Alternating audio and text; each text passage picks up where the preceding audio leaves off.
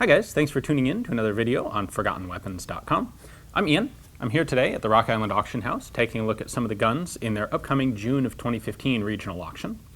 This is one that I found down in the handgun racks that I thought would be kind of interesting to take a look at. This is a model 1879 German Reichsrevolver. Now, of course, with the advent of the metallic cartridge and both rimfire and centerfire self-contained ammunition, pretty much every military force in the world had this issue of needing to get rid of their old percussion handguns and replace them with more modern guns, which would be revolvers. And virtually every European country came up with its own black powder revolver in the latter half of the 1800s. Germany is no exception. This was the first revolver adopted by the fairly new consolidated nation of Germany, the German Empire. Of course, the German Empire came together in 1871. It was a conglomeration of 4 major kingdoms and then a bunch of smaller cities and duchies. So the 4 kingdoms being Saxony, Prussia, Württemberg, and Bavaria. Prior to this, they'd all had their own independent armies and their own independent weapon systems. And when they came together in 1871, they started adopting common arms. So the first one, of course, was the 1871 single-shot Mauser rifle. 1879, they adopted this as a new revolver to replace all the old percussion handguns and single-shot handguns. So you wouldn't look to the Reichsrevolver as, a model of efficient, modern, ergonomic handgun design, because it is not any of those things. It handles awkwardly, it's very heavy and poorly balanced. It doesn't have a whole lot going for it, except that it is quite reliable and quite durable. This was designed to just keep on working, no matter what you put it through. And there is definitely some virtue in that. So why don't I bring the camera back and let's take a closer look at how this works and some of its quirks, because I bet there's something on here you're not going to expect. One of the first things that jumps out about you at a Reichsrevolver when you pick it up, an 1879 pattern, is just how really huge it is. So I thought I'd start with a little bit of perspective with a Reichsrevolver next to an 1847 Walker Colt. This is about as big as handguns get. And you know what? This Reichsrevolver is almost the same size. So with that in mind, let's take a closer look at some of its other features. All right, the elephant in the room with the Reichsrevolver is that there's this lever on the side. That is a safety. Yep, you may have read various authors talking about, some protagonist clicking off the safety on their revolver before they go to shoot somebody and laughed, knowing that revolvers never have safeties. But in fact, occasionally they do have safeties, and the Reichsrevolver had one. Now, it's not necessarily a particularly useful safety, really. The issue with having a safety is that this is a single action only gun. So you put the gun at half cock and it's pretty much safe already. Half cock is where you would engage the safety. Then when you're ready to fire, you would disengage the safety, cock the hammer the rest of the way, and go ahead and fire. I guess the real thing, and of course you cannot engage the safety once the hammer's cocked. The real thing that this safety gives you is a little bit of peace of mind when you're carrying 6 shots. It prevents the hammer from going forward under any circumstances, which means you don't have to worry about having a live round underneath the hammer. Now for loading, we have a loading gate in the back here. Put the gun at half cock, and we can then freely rotate the cylinder, load all 6 rounds. And this chambered a 10.6 or specifically a 10.55 millimeter cartridge. Ballistically very similar to the 44 Russian, very similar to the 455 Webley. Most of these cartridges were about the same. You're looking at about a 250 or 260 grain bullet running between 650 and 700 feet per second. It was, of course, a black powder cartridge.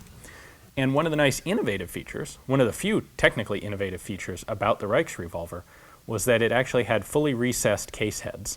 So because the cartridge was sitting fully enclosed in the cylinder, it was less likely to suffer damage or injury to a shooter in case of a ruptured cartridge.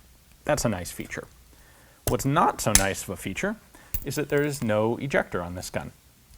Normally you'd have something built in to let you easily pop out expended cases and reload the gun, and not on the 1879 Reichsrevolver. In fact, there was an ejector rod, and it was carried separately in your holster.